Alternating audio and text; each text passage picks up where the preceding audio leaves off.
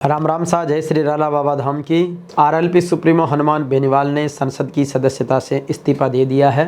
उन्होंने 16 दिसंबर 2023 को लोकसभा अध्यक्ष ओम बिरला को अपना इस्तीफा सौंपा है और उसके बाद से अब हनुमान बेनीवाल राजस्थान की विधानसभा में फिर से दिखाई देंगे। लगभग 4 साढ़े 4 साल तक उन्होंने देश की संसद में लोकसभा संसद सदस्य के रूप में अपनी आवाज़ को मुखर किया है। उनका जो कार्यकाल है 4.5 साल का, वो कई मायनों में महत्वपूर्ण है। एक तरफ उन्होंने जब किसान आंदोलन में एनडीए से गठबंधन तोड़कर सड़क पर बैठे, आंदोलन किया, बड़ी आवाज़ उठाई। इसके अलावा देश भर में कहीं पर भी किसी के साथ अन्याय हुआ तो उसकी मुखर आवाज़ हनुमान बेनीवाल ने संसद के पटल पर उठाई। विशेष रूप से उन्होंने किसानों के कर्जे की बात को बार बार दोहराया कि जिस तरीके से व्यापारिक घरानों का लाखों करोड़ रुपए का कर्जा माफ़ किया जा रहा है तो किसानों का कर्जा भी माफ़ किया जाना आवश्यक है। हालांकि सरकार ने उस पर कोई एक्शन नहीं लिया, लेकिन विचार की क्रांति उन्होंने बहुत ज़बरदस्त तरीके से फैलाई। दूसरा, उन्होंने टोल मुक्त राजस्थान और टोल मुक्त भारत की बात कही कि एक ऐसा सिस्टम डेवलप किया जाए कि चाहे जब गाड़ी खरीद होती है उसी समय जो टैक्स लिया जाता है उसके बाद से टोल पर उसको लंबी लाइनों में खड़ा नहीं रहना पड़े। इस व्यवस्था को भी दुरुस्त करने के लिए कई बार उन्होंने आवाज़ उठाई। इसके अलावा देश भर में कहीं भी किसी पीड़ित के साथ में कोई अन्याय हुआ तो उस अन्याय के खिलाफ भी वो मुखर होकर संसद के पटल पर बोले और उनकी आवाज़ को अच्छी तरीके से सुना गया, उस पर कार्रवाई हुई। इसके साथ ही उनका जो संसदीय सदस्य के रूप में कार्यकाल है वो राजस्थान के चीफ सेक्रेटरी और डीजी को उन्होंने एक बार दिल्ली तलब करवा दिया था।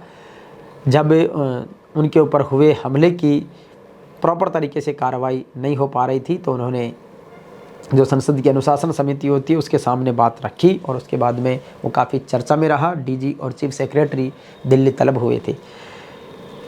इसके अलावा हनुमान बेनीवाल ने संसद में रहते हुए तेजाजी महाराज का जयकारा जो उन्होंने शपथ ग्रहण के साथ ही कर दिया था वो भी काफ़ी चर्चा में रहा, वायरल हुआ, युवा में उसका बहुत क्रेज़ बढ़ा, तेजा भक्त में बहुत क्रेज़ बढ़ा। और उसके बाद में यहाँ राजस्थान की विधानसभा में भी उन्होंने संसद सदस्य से पहले जब वो विधायक थे तो विधायक के दौरान भी उन्होंने यहाँ पर जयकारा किया था। उनके तीनों विधायकों ने भी उसको फॉलो किया और बीजेपी के रूपाराम मुरावतिया ने तो उससे भी एक कदम आगे बढ़कर तेजा गायन भी किया। उसमें और भी अन्य महापुरुषों का उन्होंने गायन किया था। तो तेजा जी के जयकारा हो, किसानों की बात हो, पीड़ितों के न्याय दिलाने की बात हो या कहीं पर भी कोई त्रासदी हो गई, कहीं पर भी कोई राष्ट्रीय घटनाक्रम हुआ तो उसका मेंशन करते हुए उन्होंने अपनी पार्टी की तरफ से सांसद के नाते महत्वपूर्ण रूप से बात रखी है। अब उम्मीद है कि जब वो वापस राजस्थान आ गए हैं तो राजस्थान में फ़िलहाल उनकी पार्टी के वो एकमात्र विधायक हैं, लेकिन वो अकेले ही सब पर भारी रहने वाले हैं, ऐसा अंदाज है उनका। और जिस तरीके से राजस्थान के मुद्दों पर उनकी बड़ी पकड़ है, जब वो पार्टी बनाई थी तो पार्टी के उन्होंने कुछ उद्देश्य सब कुछ क्लियर किए थे। टोल मुक्त राजस्थान हो, भ्रष्टाचार मुक्त राजस्थान हो, किसानों का कर्जा माफ़ हो, बिजली की दरें नहीं बढ़े, युवाओं को रोज़गार मिले, नई भर्तियाँ हो, पेपर लीक नहीं हो। जो भाजपा का संकल्प पत्र है या कांग्रेस का जो घोषणा पत्र है उसी से मिलता जुलता, जो कि क्योंकि कॉमन मुद्दे हैं राजस्थान के, तो उन सब मुद्दों को वो अब चूँकि बीजेपी सत्ता में है, कांग्रेस विपक्ष में है, लेकिन हनुमान बेनीवाल दोनों को घेरने का प्रयास करेंगे और वो किस किस मुद्दे पर अपनी बात को प्रमुखता से रखेंगे वो भी देखना काफ़ी रोचक होगा।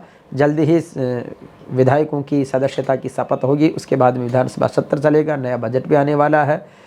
तो किस तरीके से होने वाला है, आप भी हनुमान बेनीवाल से विधानसभा में किन सवालों के उठाने की या किस बात को प्रमुखता से उठाने की अपेक्षा रखते हैं, आप हमें कमेंट बॉक्स में बता सकते हैं। ये बात हम उन तक भी पहुंचाने का प्रयास करेंगे। धन्यवाद। राम राम सा। आपको कैसा लगा हनुमान बेनीवाल का सांसद का कार्यकाल? आप भी अपनी राय कमेंट बॉक्स में रख सकते हैं।